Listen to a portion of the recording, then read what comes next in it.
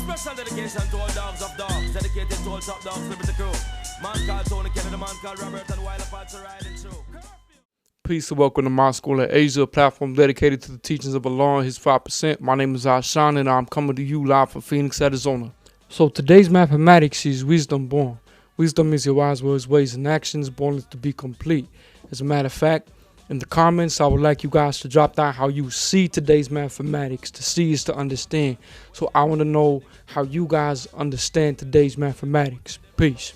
So me and my Paloma would like to present to you today the topic for this episode, and that is fasting. Fasting is one of the very first cultural requirements of the 5%ers. However, to be very clear, the very first duty we have as poor righteous teachers, which are 5%ers, is to teach the uncivilized people who are savage civilization. Righteousness is going to come later on, which is the fasting. However, you need to make sure you get the principle of civilization down.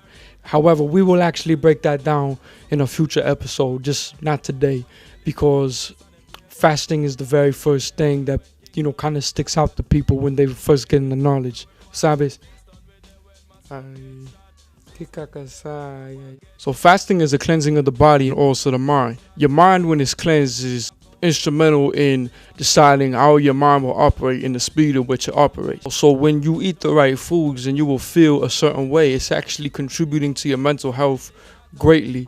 The foods you eat. When I say foods, I mean the physical foods. I know some of you guys who are hip to the lessons already are thinking foods meaning the words I'm giving you, you know what I'm saying? The physical foods you eat contribute greatly to your mental health. When you eat healthy things, you feel a lot better. You get out of your body what you put into it. And fasting isn't just for you and your health, but it's also for everybody else, because you need to be able to operate at maximum capacity of your mind when you're out there teaching. You should not be inebriated. You should not be involved in any type of drugs or having bad foods in your system. It's just best to eat healthy. Most notably, the thing that we don't eat is pork. That is the biggest thing a lot of people think of when they hear a 5%er. And shellfish as well. And though there is some debate about whether or not we should eat shellfish, Allah specifically spoke out against it in the Otisville tapes, which I should play right now. So yeah, I just realized I don't got the Otisville tapes on audio. However, I do have it typed out. You know what I'm saying? This is the topic, right? Allah had mentioned something in the interview about the right foods. The interviewer said, "What is the right foods you're talking about?" Allah responded, "Don't eat the swine." Interviewer said, "Everything else is all right?" Then Allah responded with, "No, everything else isn't all right. We don't eat no shrimp, don't eat no crabs, don't eat none of that food." Interviewer said, "Crabs?" Allah said, "Lobsters." Interviewer said, "Seafood you mean?" Then Allah said, "Yes, there's other seafood, but we don't eat no butterfish because it don't have no scales. Anything bite it, the poison goes right into it. If the fish has a scale, you bite it. The poison doesn't affect it because of the texture. Don't eat the old, eat the young, because you shouldn't eat meat at all, period, because you're taking on animal protein, so you still spoil the human being system. Now, if you eat meat, eat the best. Not only is it good for you, it's good for me too." Interviewer said, "What's the best kind of meat?" Allah said, "Beef, lamb, and fish. Don't eat butterfish because it has no protection. Something bite it, the poison goes into the fish. If you buy a fish with the scale, does the poison go into it? Don't eat tuna over 150 pounds because most tuna come over 150 pounds. Interviewer said, "How do you know?" "Well, I'm telling you how it comes because civilized people know." Interviewer said, "Are there any other kind of foods?" Allah said, "There are many kinds of foods. Don't eat butter beans. Don't eat collard greens because it belongs to the weed family. Eat the white cabbage because it melts in your mouth. The spinach, you eat that. The broccoli, you eat that. Cauliflower, you eat that. There are certain foods you have to eat. You got to save your own what? Self. No medication can save you. What about the people who do eat it? Well, that's their business. That's their business. Don't worry about them. Don't you eat it. That's why many women not built up. They eat the wrong what? Food, and can't hold a baby. Can't hold it. So don't worry about the other people. All you do is tell them, save yourself." So if you were planning on having a meal tonight that consisted of pork, tuna, collard greens, butter beans, I'm sorry. I'm sincerely sorry that I ruined your dinner plans. So today's episode is not brought to you by Milk Duds. So the principle of fasting, as it's been explained today, is pretty dire for the cleansing of your body and mind, and it should be a requirement for all. If you are deep in your lessons at this point, I recommend you stop whatever you're doing and you fast. You just fast for 3 days, and make sure you get all that junk out of your system, and everything I named, refrain from eating it. So there are no real requirements. There's really no type of punishment in place for eating collard greens or whatnot in those weeds. However, that's really just a recommendation. Those principles came from Elijah Muhammad's book, How to Eat to Live, Part 1 and 2. A little bit of historical context: there was an individual who was one of the first people who got the knowledge from Mecca, which is Harlem, who fasted for 7 days and broke his fast with a ham sandwich, if I recall correctly. He got exiled. So don't eat a ham sandwich. Just don't eat pork or pork byproducts. Just stay away from all of it. But as a matter of fact, don't fast for no 7 days neither. How are you going to try to outfast the law? And in regards to breaking your fast, when you break your fast, start with something very small and not as solid. I broke my fast with applesauce and porridge, and then I moved up through the day with plantains and bananas, and then I think I had pasta at the end of the day, something like that.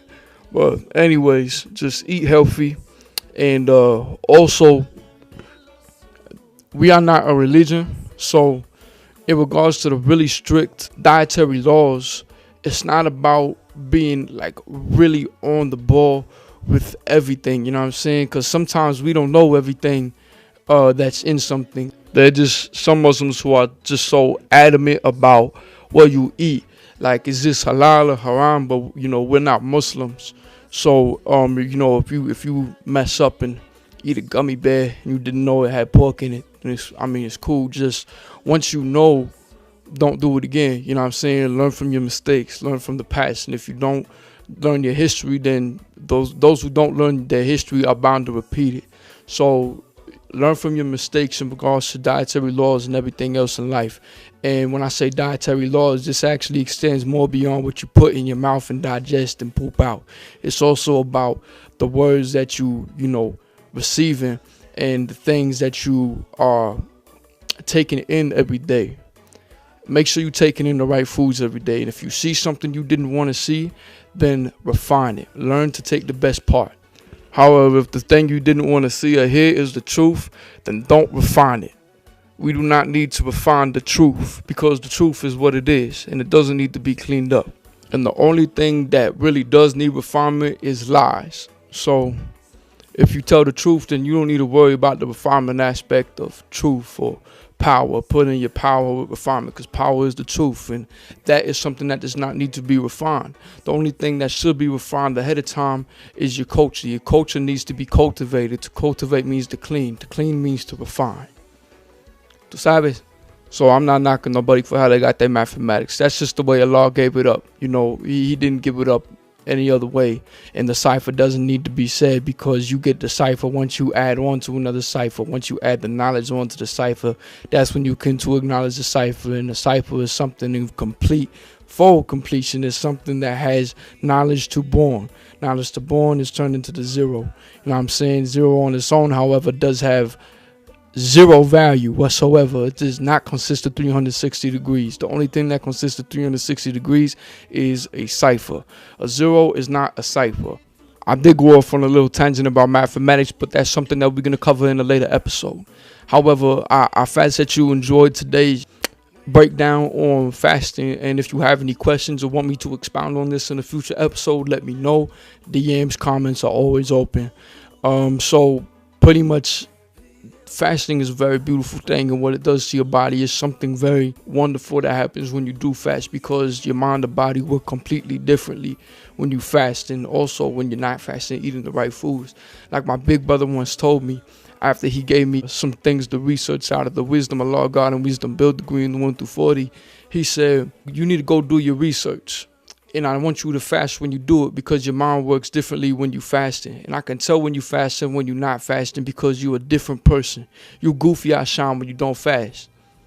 Now, a lot of brothers, they do have their own niche in regards to what they're good at in regards to this culture. And there are some brothers who are very, very read in the science of fasting.